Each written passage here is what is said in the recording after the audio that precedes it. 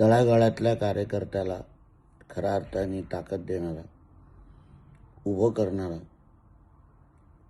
आमच्या अजितदादा आज आपल्यामध्ये नाही आहेत.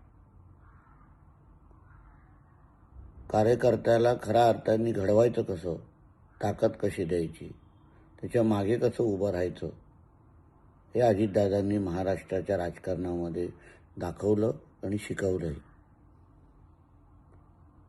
मंत्रिमंडळामध्ये त्यांच्याबरोबर काम करत असताना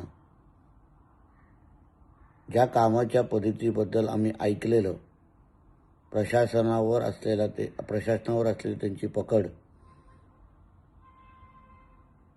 आणि निर्णय घेण्यामध्ये,